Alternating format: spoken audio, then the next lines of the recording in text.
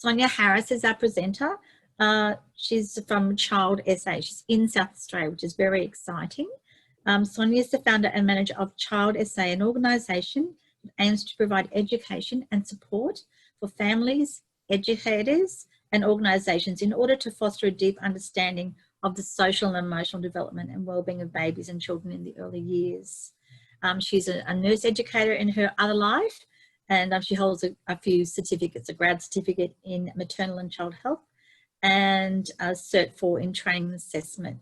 I'm sure we'll really enjoy Sonia's presentation today, so I'll leave it to Sonia and enjoy. Thank you so much. Thanks very much, Helen, and hello, welcome everybody. Great to be here with you, even though it's not in person. I guess we're making do, aren't we? We're doing the best that we can, and there are certainly some benefits to being there in your lounge room. So my presentation today is on connectedness in early childhood, and really I wanted to talk about the implications for early brain development and what that means for us as or for you as people that work with children in early childhood teachers in particular. So I wanted to say hello and just give you a little bit of context where I'm coming from. And I guess without going into too much of my background story, I wanted to tell you a little bit about how I ended up here and how as a nurse I am educating early childhood teachers. And the story behind that is when I was 3 years old, I knew without a doubt, and my whole childhood I knew that I wanted to be a nurse to help children. That was it. That was it for me. I said it on my 3rd birthday and I never wavered from wanting to be a children's nurse. And because I wanted to help children, I wanted to make children better, I wanted to you know, do all those things that you think of as a children's nurse. So I worked really hard and I did it, and I got there and did my graduate nurse program and at the Children's Hospital here in South Australia. And you know what? It was not what I thought. It was not what I wanted. It did not meet what I had all these expectations around how I was going to help children. So I moved out into community nursing, did some more study, and went out there and did some community nursing to help children and families. And I've worked for nearly 20 years in the community with children and families, but it's only in the last 6 years that I've been working in early learning and care. And I've worked as a statewide social inclusion coordinator for a big national organisation here, that it's all come together for me. And I know that it's actually not the child health nurses that are making the long-term difference. It's the teachers. It's the early childhood teachers. It's the early childhood educators. You are the guys that have the opportunity and have the power to make such an incredible difference. And I'm not just talking about educational outcomes. I'm not just talking about well-being outcomes. I'm talking about long-term health outcomes. And it all comes back to that power of connection. And this is something that I'm so incredibly passionate about, that as a nurse, I can't do this. I can do this vicariously through working with early childhood teachers and early childhood educators that are working with children right from the start and working with families. And you guys have the most incredible relationships with families. They trust you. You spend, you know, sometimes 5 days a week with children. And if you're working in early learning and care, sometimes those days are long.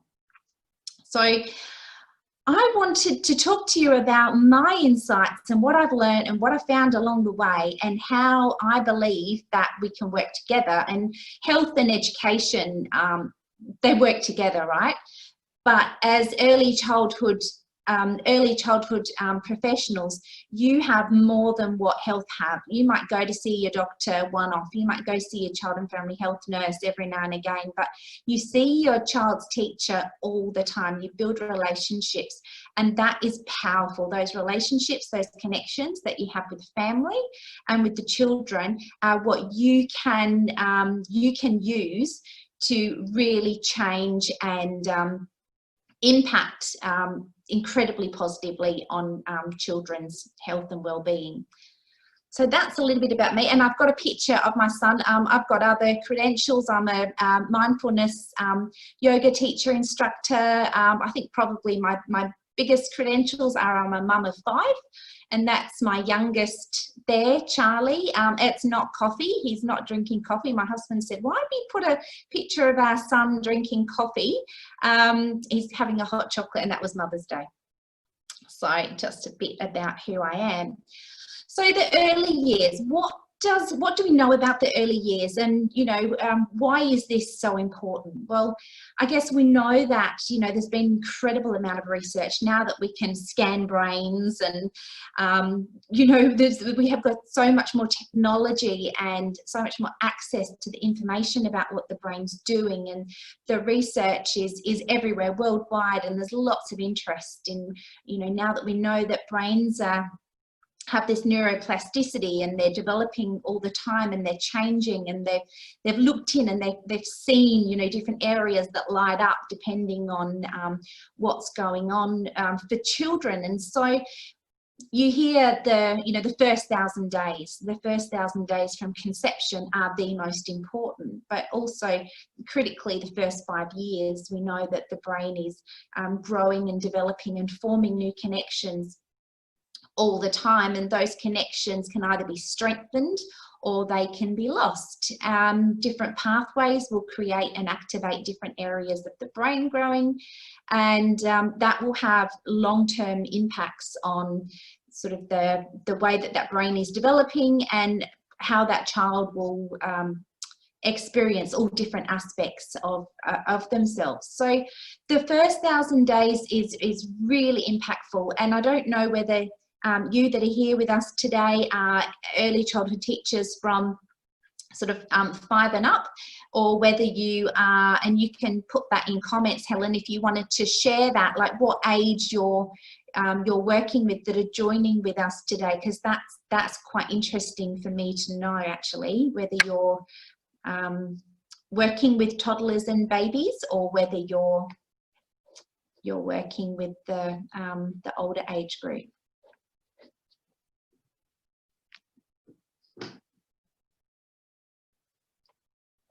Kindy, yeah.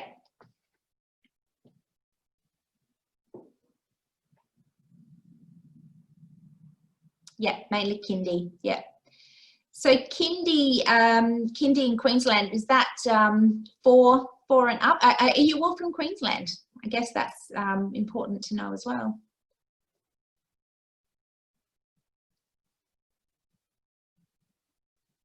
Yeah, 3.5. Yeah, 3.5. That's what I thought. Yeah.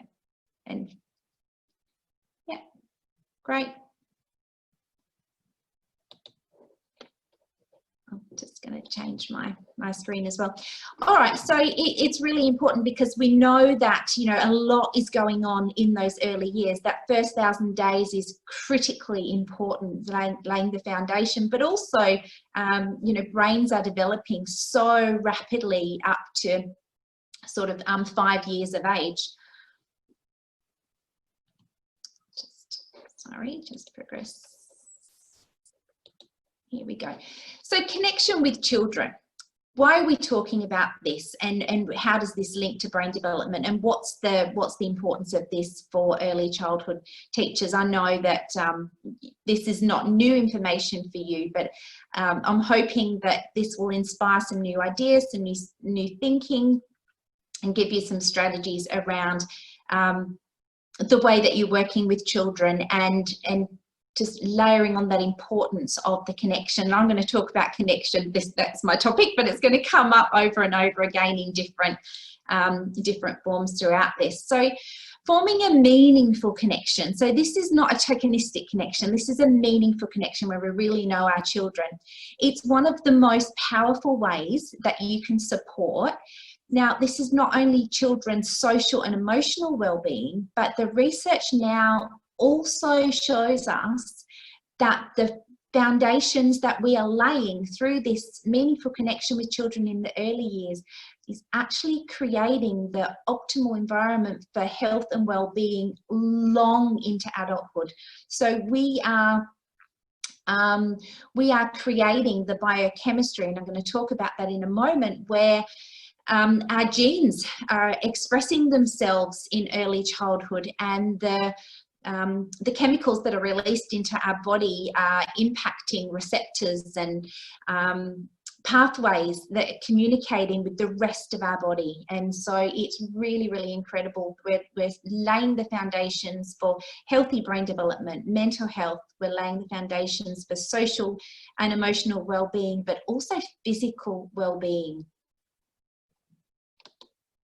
So what does the research tell us? Now, I love reading about early brain development, and absolutely follow Dan Siegel, Dan Hughes, Bruce Perry, you know, building on the shoulders of giants like Bowlby and Ainsworth, and then of course all our childhood theorists like Piaget, Erikson, Bandura. You know, all of those, they've all informed us and where we're at today. But I really particularly love the work that Dan Siegel does and how he links the brain-body connection. And hopefully, you know, you have access to some of his information. I subscribe to his newsletters and information, and there's always really good educational opportunities. But also Bruce Perry has amazing resources, information, and he leads the Childhood Trauma Academy, if you haven't heard of him. The other one that I absolutely love, that I'd recommend, and you probably already do, but is the Harvard Center for the Developing Child, and Dr. Jack Shonkov, he's the professor there. His work around the environment and how that plays out on the developing genetics and the developing brain of the child. And he talks about how we're only born with about 30% of our genetics, and only about 15% of our brain connections connected, and the rest of it is that nurture. It's that environment that the children are growing and living in. And when we're talking about early childhood, and you think about the waking hours that, say, a 3.5 or 4-year-old is awake, they wake up, they come to kindy, or they come into care, if it's early learning, long day care, or they go to school, and then they come home, they have a bit, that, you know, hopefully they'll have a bit of tea and bath and whatever, and then bed. But their waking hours are spent with us. They're spent with early childhood professionals. And as much as it's incredibly important that parents have the support and the knowledge and the information, the parents have a connection, but if they have that really good solid connection at home, we can only enhance that and build on that and grow that in the work that we do. And if they don't have a connection at home because of different vulnerabilities, drug and alcohol, domestic violence, mental health issues in the home, chronic poverty, all the you know, things that we know of that can create vulnerability in children and families. If they don't have that connection at home, then it's even more important for us to form that connection and start to help to grow those positive brain connections for a child. So attachment systems, you'll know attachment theory. This was Bowlby and Ainsworth work primarily. But what we know about attachment systems is that, you know, children are born with this biological need to attach to somebody. They need it for survival. A baby can't survive on their own, so it's an inbuilt survival mechanism. And they're always on. And so children will seek connection with an adult that's in close proximity. And the key word here is that they're emotionally available. An attachment forms when there's that attunement, when there's that responsive caregiving, and we can form healthy secondary attachments in early learning and care, and it's vital that we do. Because what does this mean for your work as teachers? So attachment doesn't go away. Attachment, yes, we're born with it, but we carry these attachments into adulthood. So a 3-year-old that needs and you know, is seeking connection, and this is one of the things that I absolutely a term that I love to use, and that's connection seeking. And you'll see that, you'll know that, you'll recognize that with your children in your care and your children that you're teaching. So often you hear it referred to as attention seeking. You know, they're just attention seeking, or they're an attention seeker, but actually they're connection seeking. And the bigger the behavior that is seeking that connection, the bigger the unmet need. And I just really love to reframe that as connection seeking. And when you can see a child that is connection seeking and you think about it in that respect, then naturally you want to offer them connection and meet them where they're at and meet their needs. And I just love to reframe that. But what does this mean for you as teachers? Well, this means that what you're doing through the attachments and the connections that you're creating in your early learning environment are literally shaping the child's brain architecture. And that's words that I've used from Dr. Jack Shonkoff. And I just find that so powerful, that you're not just giving them a nice day, you're not just helping them feel connected for the day, or you're not just there teaching them their ABCs or whatever. And I know that that's not what you think. We've moved so far past that, but we are creating long-term health outcomes through the work that we do. Because this biochemistry that is going on in the child's brain, that emotional connection that we have, what that's doing is it's optimizing the function of the brain. And I've got some notes here. I'm just going to move my thing a little bit out of the way so I can see my notes. So there's some more recent research, which I just find incredibly fascinating, that now shows that our everyday thoughts and feelings, whether we feel safe, whether we feel connected, whether we feel happy, whether we're stressed, whether we're nervous, whatever we're feeling, those feelings are not just happening in the brain, but they're happening simultaneously throughout our body through chemicals that are released. And what they're doing is they are released into our immune system, our endocrine system, our digestive system. And it's kind of a secondary nervous system. And these chemicals are triggering different aspects of our body to turn on or shut down. And we now know, the evidence is showing us that, well, all this that's happened on through our emotional regulation in early childhood is now linked to heart disease in the future, immune diseases, and we're seeing a dramatic rise in early childhood type 1 diabetes, autoimmune disorders, allergies, inflammation, digestive issues, as well as the rise in early childhood anxiety, depression. And we know now that what's going on in the early years with our body and the emotions that we're feeling are actually shaping the way that our genetics are expressing themselves. Has anyone got any questions about that? Anything, you can put it into chat now, and Helen can let me know they're there, or we can talk about some of your questions at the end. It's up to you. But if you have any questions as we go along, please feel free to pop it in. So what does this mean for our brain development? So yes, we know we're teaching children. Yes, we know it's really important. And yes, we know that brains are developing rapidly in the first 1,000 days. And certainly by the time that children are 5, 95% of their brain is developed. So that's pretty staggering. And synapses, those brain connections are happening like millions of connections every minute, trillions quite possibly. But this is some information that I've taken from Stephen Porges and around the polyvagal theory. But how do brains develop? So brains are developing from the bottom up. And this is, I think, this is a framework that I find really useful to think about what we're doing in the classroom and how we are responding to our children, because we know that the brain develops from the brain stem, and this is the cerebellum here, and we know that the very first thing that a child needs before they can access any other aspect of their brain is It's that survival state. So it's, am I safe? So when a child is able to assess the situation, so the amygdala is their sort of like alarm center. The amygdala is picking up the brain stem, which is our survival, which is where our fight, flight and freeze response comes from. This is assessing, am I safe?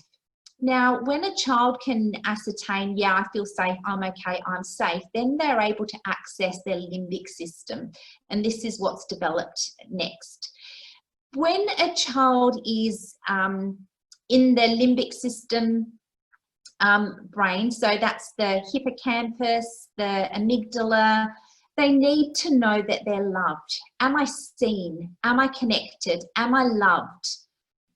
When a child feels safe, knows that they're connected, knows that they've been seen, knows that they're loved, and someone has, has got their back essentially, only then can the prefrontal lobes, their thinking state, develop and be accessed.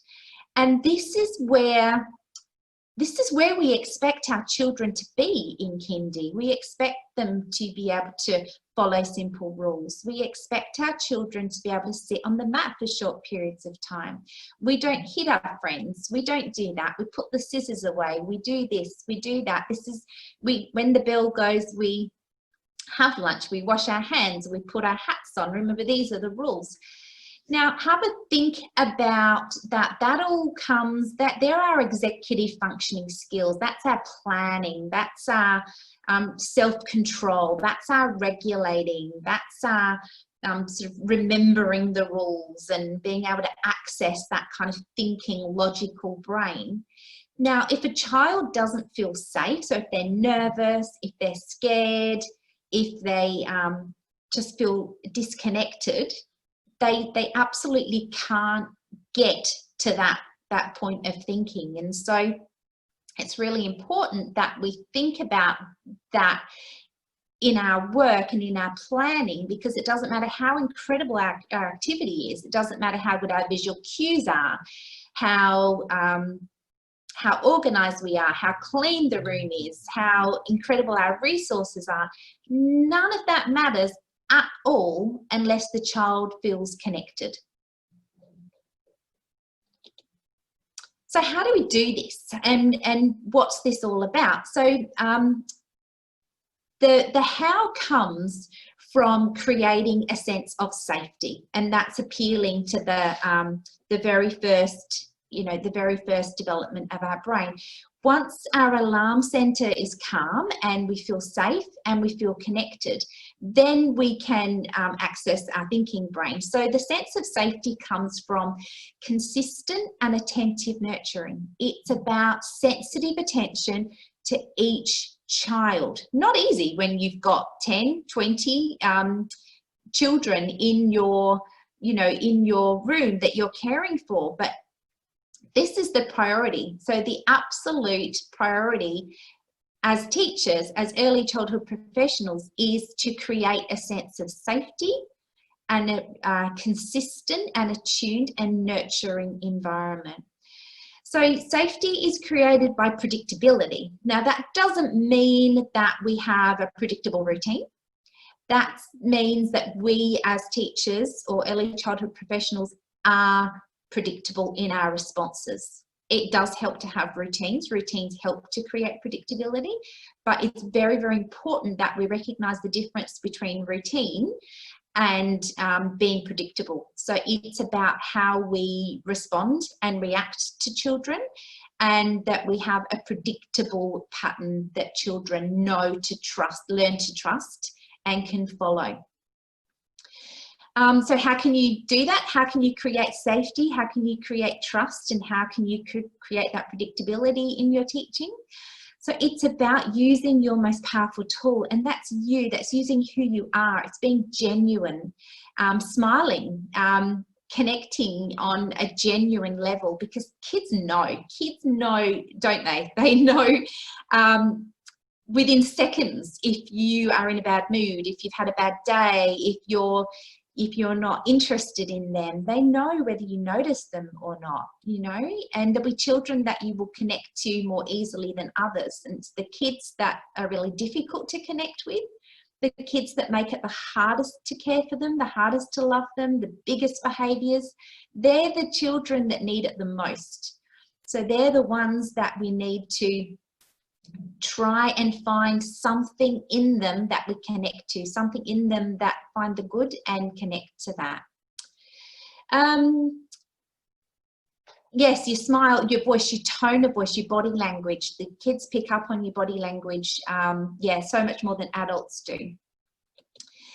So the brain activity, the development of the brain, and this is a really lovely phrase that I like, and I think it really helps to remember that cells that fire together wire together. So what that means, and what I mean by saying that, is that the more we activate pathways and synapses in the brain that say, you know, you are good, I see you, you have good ideas, you are fun to be around, you are a good friend, I like being with you, you're fun, your friends like being with you.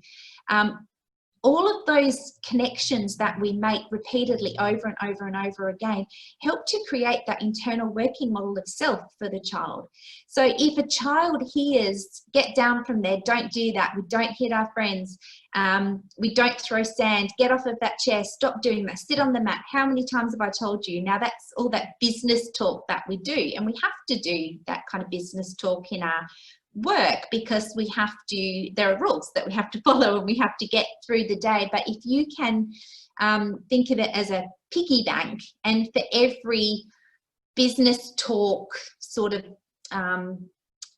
task orientated or punitive kind of instruction that we give, if we can put in 6 positives for each child each time, then that's really going to help to create those positive brain connections, because our brains are like computer circuits. There's the flow of electricity, and the connections that are repeatedly fired, those cells that fire together, they will get stronger and stronger and stronger. And the way that our brain develops is it lays down like a protein pathway, and it turns it into a super highway to process information. So if a child's brain pathways that are constantly activated are around fear, stress, shame,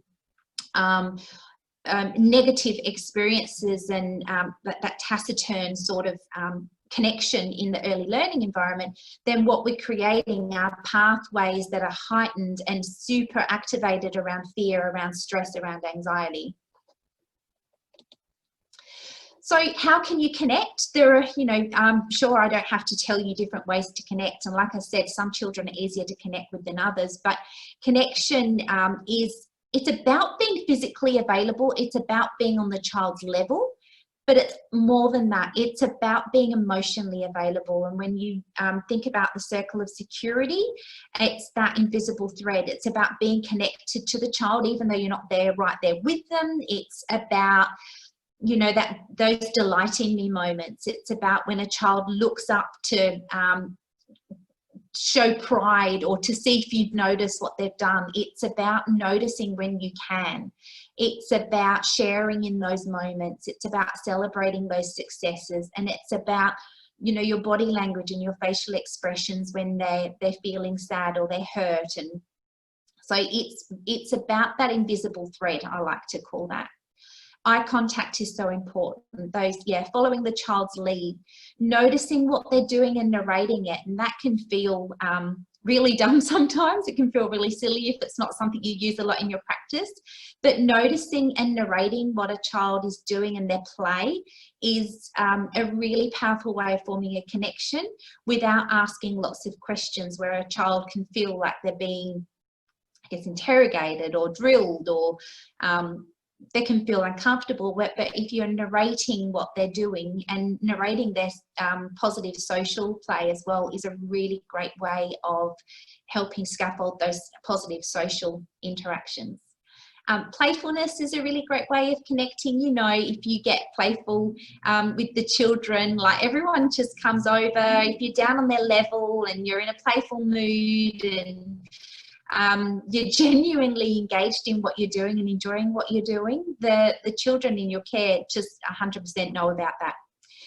Appropriate touch and extending those conversations. So if someone comes and shows you something, extending that conversation. And there's a strategy called Strive for 5 where you try to aim for at least 5 turn takings in your conversation with a child. You'll be surprised how often we don't get to 5 turn takings in a conversation with a child, so trying to extend it. If we do all of these things, what we're doing is we're creating those brain pathways. And like I said, that internal working model, of the way the child perceives themselves in the world. And what we want to lay down is these brain connections where the child believes that I am lovable, I am worthy, and I am safe. And that's so important. So only then, when we've got that, the child can access their executive functioning skills. And that's where we can access our working memory, that cognitive flexibility, so that flexible thinking, and that self-control. So when a child feels lovable, safe, and worthy, then we can start to talk about rules, and we can start to talk about planning, and then we can learn, and we can do things like we can pay attention, we can stay focused, we can have much more success with our peers. That's my end of my little section on connection with the children, and the next section is about connection with ourselves, and we can't connect with our children unless we connect with ourselves. And that's critical because of connection with ourselves. A child cannot connect with us when we're not regulated. If we are having a bad day, if we feel under the weather, if we feel stressed, if we don't feel supported in our work, if we don't feel a sense of belonging in where we work, then we're not able to regulate ourselves, and then we're not necessarily as emotionally available as children need us to be. We can also be triggered emotionally by children, and you know, we've all had an experience of growing up.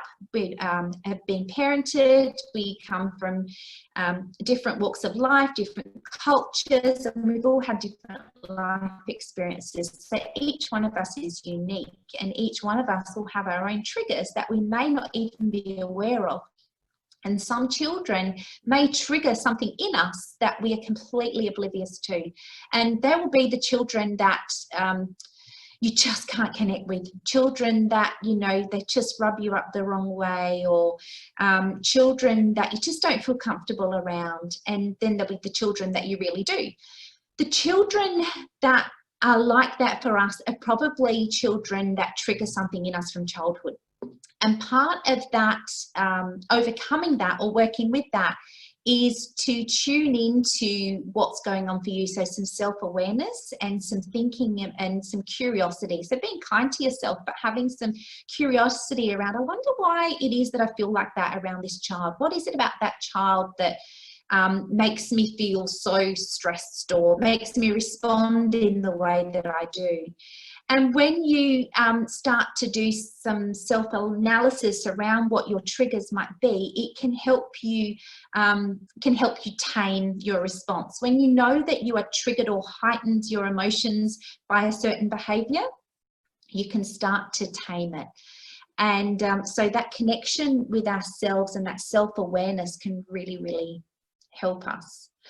So the research talks about, and I'm sure you will all know about the Circle of Security and the International Parenting website. Well, the Circle of Security talks about those safe hands. And what's really interesting when I looked into the safe hands is you can think about the safe hands in the context of you as the teacher, but you can also think about your safe hands for your team, for the parents, and your principal or your centre director or your manager is also your safe hands, or your room leader is the safe hands for the team. And so there's a flow-on effect of that. And as a teacher or an early childhood educator, you might be the first safe hands that the child has experienced outside of their home environment. And so what we're doing with our interactions is we're actually building the template of what that child will come to learn and expect from relationships in the future. So in order to do that, we need to keep that predictability, we need to be safe, we need to be calm, and we need to respond to our children in an appropriate and attuned way. Now, if you're really stressed and not emotionally available, you're not able to do that. And when a child is experiencing complex or emotional dysregulation, if we're not able to meet them where they're at, if we're not able to connect with them for our own emotional reasons or our own triggers or our own well-being, then we are not going to be able to help that child regulate.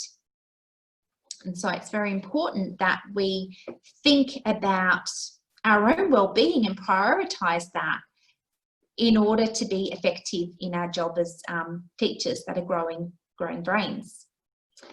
So when we think about the circle of security, I just want to go back to that you know, your leaders, and we're all leaders in our work, we're all leading, but there might be room leaders, or if you're a centre director, or if you're a lead teacher, then we also have a responsibility to hold those safe hands for our team and allow our team to explore, grow, develop, check in when they need extra support.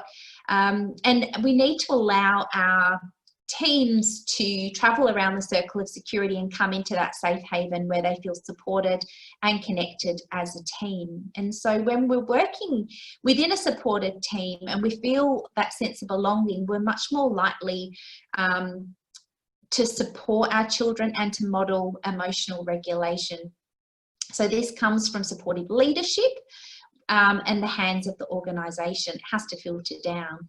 So that's just something to think about around our own well-being and how that's critical to how we are going to work with our children. So just to reinforce that point, that co-regulation, so children need an adult to co-regulate. They need to learn how to regulate themselves through co-regulation. So they need an adult.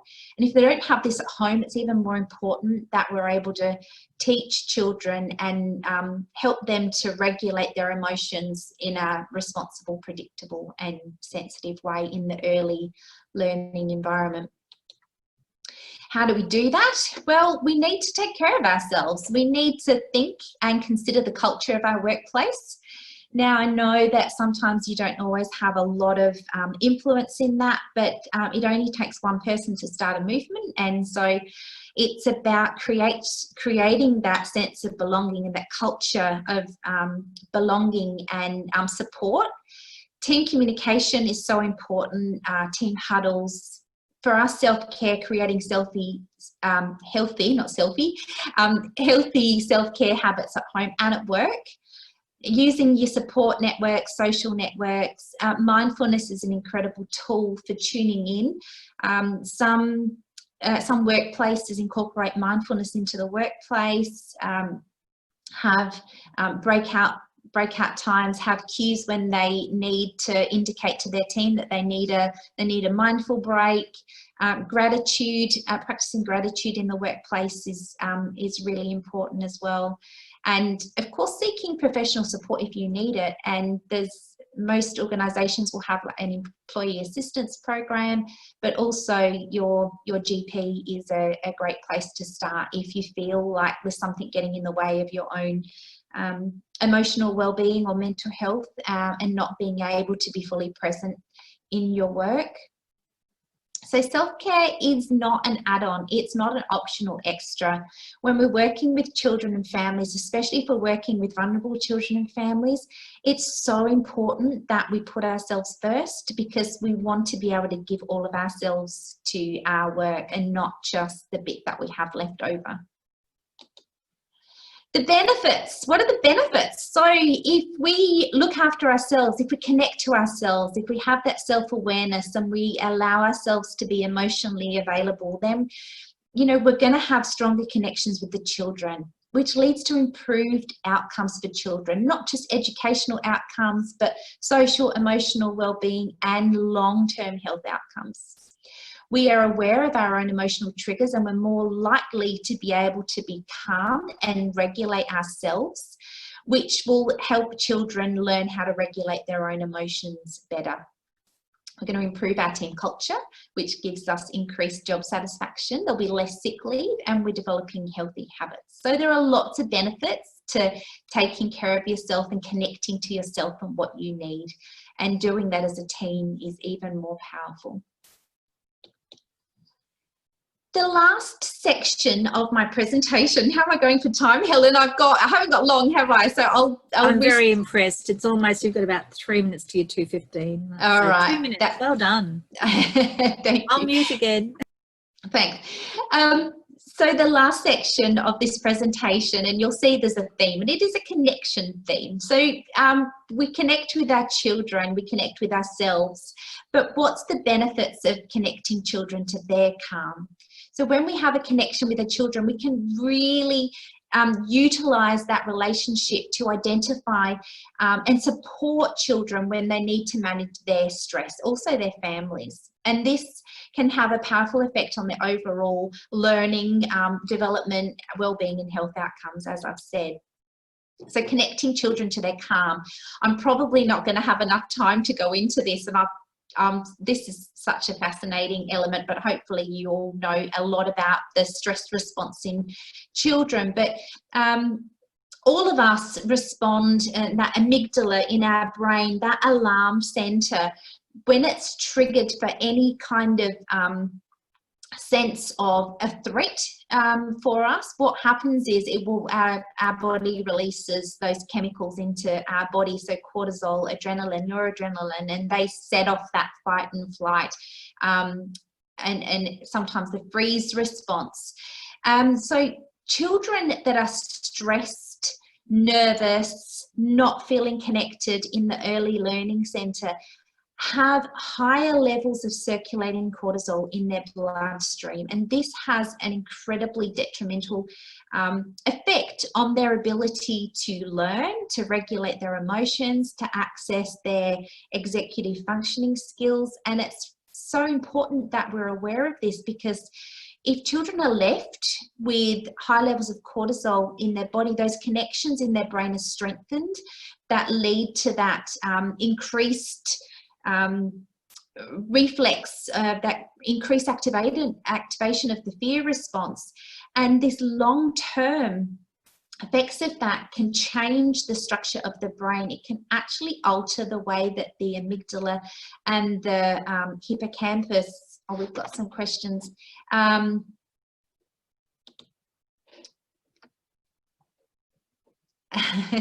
Okay. Thank you. Yeah, how they grow and develop, and how the brain expresses itself. And we can get children that are stuck in this fight or flight response, where it's sitting and simmering just below the surface, which is can affect children's long-term learning outcomes. Oops, not gonna. So what does the research say? The research says that the brain's developing circuits are highly sensitive to the disruptive effects of elevated stress. Emotional regulation, where the circuitry for fear and threat, it develops in early life, and so that has a two-whammy effect. It's being activated more often, and it's more vulnerable to the changes in the developing brain. It also activates and has an impact on our memory systems. So the circuitry for memory, where simple learning begins early and continues later into childhood, and stress also affects our executive function systems. So it affects the cognitive skills that develop in the preschool period, and that has long-term effects into adulthood and our ability to learn and develop. And long-term chronic or toxic stress that comes from sort of early childhood abuse or trauma can in fact lead to a whole range of developmental delays. I won't spend too much time on that. That was just a slide that shows the brain and shows how fear and anxiety can affect the brain architecture and learning with long-term outcomes. And if you're following along with my slides, I popped that in a couple of days ago because I found that you won't have that slide. To touch on these, this is really recent research. This came out from the Harvard Institute. So the long-term physiological health outcomes, now they show that stress in children can affect their heart, their lungs, their digestive system, physical growth, energy production, the autonomic nervous system, inflammatory response, and their immune system. So there's strong evidence now to suggest that connection and a child that feels safe and supported and loved and seen and has that genuine connection with someone in the early learning environment can have dramatic effects right throughout life. How do we do this? So teachers can create safety through connection, being predictable, being consistent, teaching children how to co-regulate. So helping children with their alarm system when they're going into that fight or flight response, helping them come down, raise their, lower their stress levels and get back to a regulated state. There are 3 science-based principles around this, and that is responsive relationships, reducing the sources of stress, and strengthening core life skills. So we can work on all of those, and this can go a long way into laying the foundations for learning and long-term health. This is Dr. Bruce Perry's work, and I'm sure you would have heard about the 3 R's, so regulate, relate and reason, and this is just another way of looking at the connection aspect. Children cannot get to that reasoning point until they are regulated. They can't regulate until they've learnt how to co-regulate with a sensitive, attuned, a predictable adult. Any kind of big behaviour, any kind of learning that happens in our early learning environment, a child needs to be in a regulated, calm state before they can relate to you and connect to you. That's when the connection can happen, and only then can you get to that reasoning and talk about rules and thinking and planning and use those executive functioning skills. So bringing the child back from their primitive lower brain, work up the brain stem towards their emotional state, and that's our connection point, and that's the relate. I want to very quick, I'm running out of time, I know I am, Helen, I've got 10 minutes, and I really do want to give you a chance to ask some questions. I want to remind you, and if you've been working with children, you will know that children are the mindfulness masters, and mindfulness is just purely about being in the present moment.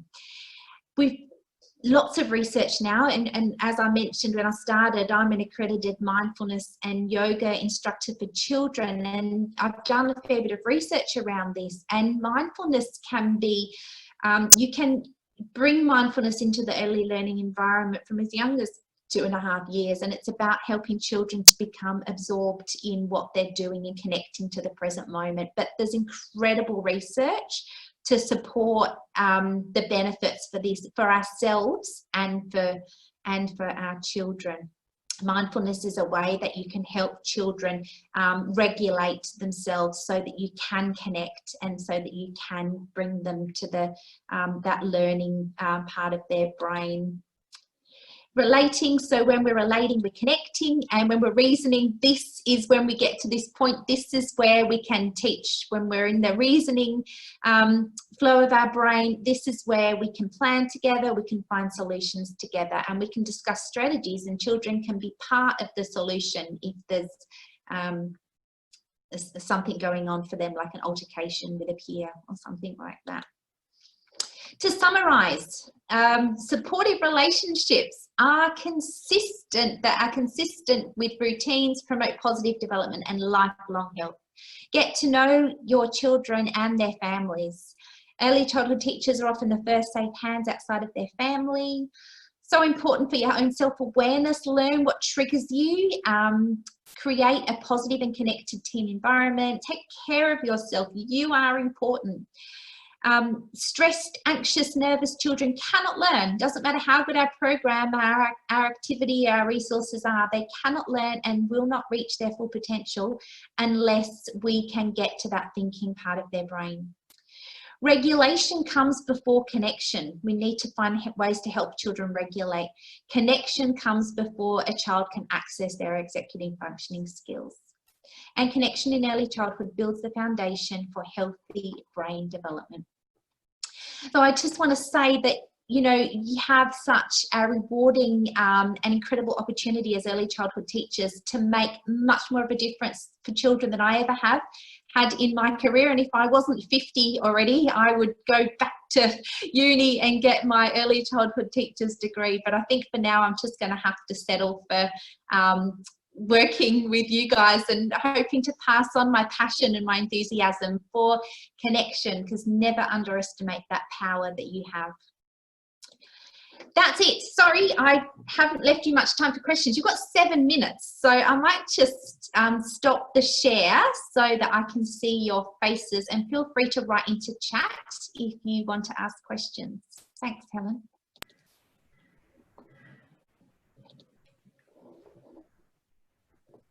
Any questions, anybody?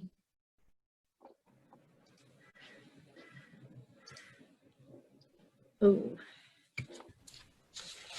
I was really interested in the 5, giving kids 5 opportunities to respond. I'm thinking I might try that on my children at home first and see how we go with that. Yes. But I really think that makes a huge difference, right? You know, that as teachers, we often talk so much, and we're not active, what I call actively listening. So it'd be interesting to see how they go. Yeah. Ruth, what about you? I saw you in the other session. What do you think? My question was about children who are selectively mute, who refuse to speak. So I've always put that down to anxiety, and I've built those relationships with those children. I'm still not getting, I'm using non-verbal communication with them, but that 5 conversation is not happening at all. That strive for 5. Yeah, so six months in, I'd be hoping that I've got 3 girls particularly who have not said 1 word to me at all.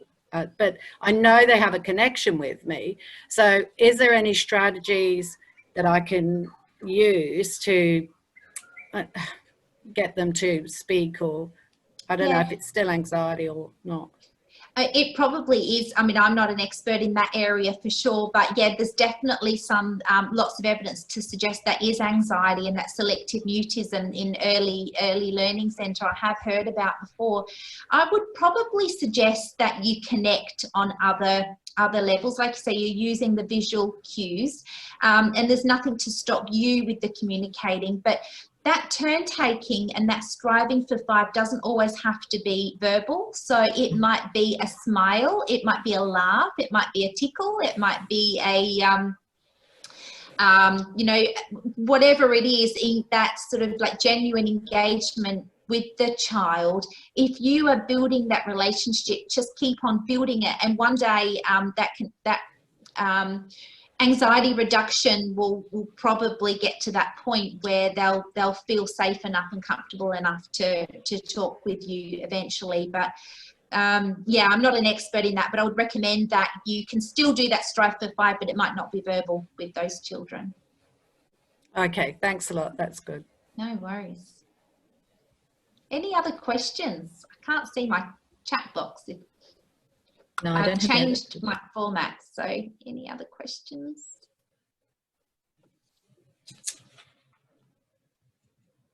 All right. I think we're done. I think it's really powerful what you've said. I think that when we realize that until they can self-regulate, they really can't, that the brain, you know, how the brain grows from, you know, the emotional, you can't get to thinking until the feelings sorted out and the self-reg sorted out. I think we often try to give them a thinking answer, you know, or a thinking response when it makes no sense. So because I've been an early child for 37 years. My first year, I had a child, and it was my first session. I had a morning and afternoon session for preschool, and she was really quiet. And I said to her, probably the first week, "Oh, has the cat got your tongue?" That's 37 years ago. She did not speak to me for the rest of the year because she thought the cat had her tongue. So I learned a big lesson that time. And I think, you know, that the only thing that she would talk to my teacher aide. So I found someone in my centre that she had that bond with for whatever reason. I don't know. It can be another child, you know, you can sneakily record that way. I don't know. I have found that working with Play-Doh together or building something together, showing me that pointing and doing a puzzle together or whatever they initiate. And maybe for me, I talk too much, trying not to talk, you know, so that seemed to work for some, but for the whole year, she would talk to her peers and she would talk. So there is hope. At the very end, I did a home visit because those are the days we all used to do home visits. And at the very end, I did a home visit and then she would not stop talking. Oh, how funny. It's amazing. There's so much evidence to support home visiting when children are starting and enrolling in early learning, to be able to do a home visit and meet the child in their home environment before Excuse me, Sonia, I've got someone, Ellen, from the chat. She said, I have found to build the relationship in any way, you can try not to force the verbal part, and it has just popped out and surprised everybody when the child is ready. So that's good advice, Ellen, I think. Lovely. Yeah, that's really nice. And those different elements of connection and that narrating their actions. So rather than asking questions like saying, "Oh, what are you drawing?" You know, "Oh, you're drawing." Oh, commenting. So narrating and labeling that. I can see that you're doing that. Yeah, naming emotions, naming initiatives. Yeah. Has she got, Ruth? Has she got have they got a friend at all that appears that they relate to? Do they talk to their? Does he? It's two girls in the beginning of the week class, and the one will whisper to me, and only if none of the other children are around. The other child, she does just non-verbal. Both of them, English is a second language, but they both do speak English. I've seen the one who doesn't speak at all with her brother and having massive conversations with her brother. So you know that she can communicate. Yes, so I know both of them can talk. So I'm just going. It is tricky. Yeah. I just think, is there anything I'm doing wrong with that? That's all. We are right on time, my lovely friends. It's been a small but gorgeous group. I'd just like to thank you very much, Sonia, for your work today. Thank you. I love reinforcing some things about brain development, and I think that self-reg is really important, and our little ones with special needs are always struggling so much with that, aren't they?